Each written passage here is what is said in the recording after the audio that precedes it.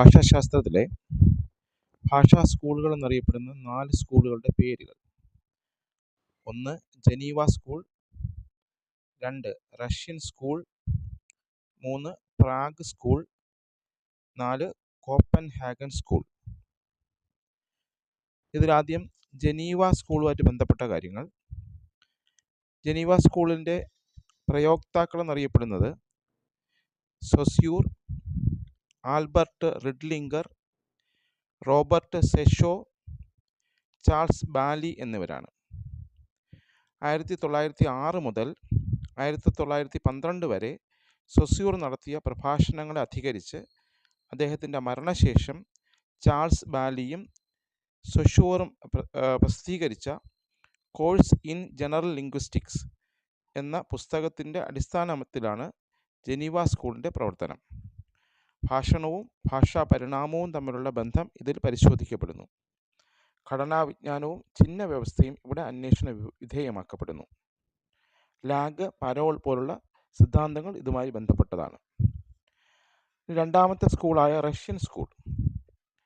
ഇതിലെ പ്രധാനികളെന്നറിയപ്പെടുന്നത് Moscow linguistic സർക്കിളിലെ ജാക്കോബ്സനും കാവ്യഭാഷാ പഠന സൊസൈറ്റിയിലെ ഏഖൻബാമും ഷ്ക്ലോവ്സ്കിയുമാണ്. സാഹിത്യേതര അംശങ്ങൾക്ക് സാഹിത്യ പഠനത്തിൽ സ്ഥാനമില്ല എന്ന് റഷ്യൻ സ്കൂൾ പറയുന്നു. ചരിത്ര സാമൂഹിക ജീവിതാംശങ്ങളെ അവഗണിച്ചു. റഷ്യൻ തത്വചിന്തകനായ ബക്തിൻ പരസ്പര ബന്ധങ്ങളുടെ ചിഹ്നങ്ങളുടെ വലയമാണ് ഭാഷയെന്ന് പറഞ്ഞു. പ്രത്യയശാസ്ത്ര മണ്ഡലത്തിൻ്റെ ഭാഗമായാൽ കലാസാഹിത്യ വിചാരങ്ങൾ മറ്റു മാനുഷിക വ്യവഹാരങ്ങളോടുകൂടി ബന്ധപ്പെട്ട് നിൽക്കുന്ന ചിഹ്നമണ്ഡലങ്ങളാണെന്ന് വാദിച്ചു. മൂന്നാമത്തെ സ്കൂൾ പ്രാഗ് സ്കൂളാണ്. അത് റഷ്യൻ സ്കൂളിൻ്റെ തുടർച്ചയാണ്. 1920-30 കാലഘട്ടത്തിൽ ചെക്ലോസ്ലോവാക്യയിലെ പ്രാഗ് കേന്ദ്രമാക്കി ഒത്തുകൂടിയ ഭാഷാശാസ്ത്രജ്ഞന്മാരുടെ ഗ്രൂപ്പാണ്. ഇതിൽ പ്രധാനികൾ വില്യം മത്തേഷ്യസ്, റോമൻ യാക്കോബ്സൺ, ട്രൂബറ്റ്സ്കോയി എന്നിവരാണ്.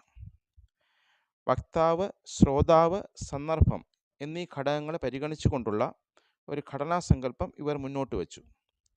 സ്വനം, സ്വനിമം, രൂപിമം എന്നീ തലത്തിൽ ഭാഷാ ഘടകങ്ങളെ ഘടനാപരമായി നിർവചിച്ച് അവയുടെ പരസ്പര ബന്ധം കണ്ടെത്തുന്നതിന് ഇവർ ശ്രമിച്ചു.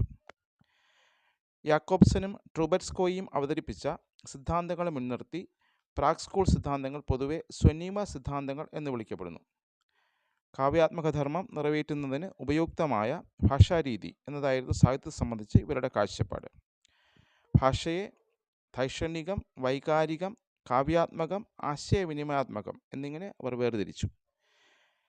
ചിഹ്നപരമായ അവബോധം ഈ സ്കൂളിൻ്റെ പ്രത്യേകതയാണ്.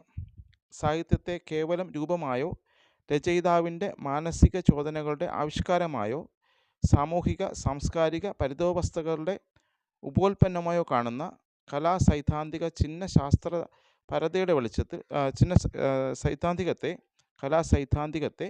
ചിഹ്നശാസ്ത്രപരതയുടെ വെളിച്ചത്തിൽ അവർ നിരാകരിക്കുന്നു.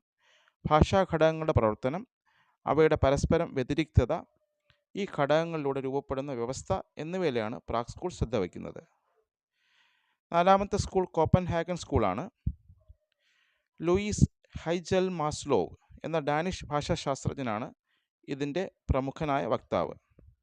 ഉള്ളടക്കത്തിൻ്റെയും അതിൻ്റെ ആവിഷ്കാരത്തിൻ്റെയും ആകെത്തുകയാണ് ഒരു ഭാഷ. ഉള്ളടക്കവും അതിൻ്റെ ആവിഷ്കാരവും വിനിമയം വഴി പരസ്പരം ബന്ധപ്പെട്ടിരിക്കുന്നു എന്നതാണ് ഇവരുടെ മുഖ്യ കാഴ്ചപ്പാട്. ഘടനാപരമായ ഭാഷാശാസ്ത്രത്തിൻ്റെ കേന്ദ്രമാണ് ഭാഷയെന്ന് പറയുന്നു. പ്രാഗ് സ്കൂളും ജനീവ സ്കൂളും ചേർന്നാണ് കോപ്പൻഹാഗൻ സ്കൂളിൻ്റെ പ്രവർത്തനം ഉണ്ടായിരിക്കുന്നത്. സൊസ്യൂറിൻ്റെ ചിന്തകളെ ഇവർ ഏറെ പിന്തുണയ്ക്കുന്നുണ്ട്. യുക്തിയെയും വ്യാകരണത്തെയും പരസ്പരം ബന്ധിക്കുന്നു.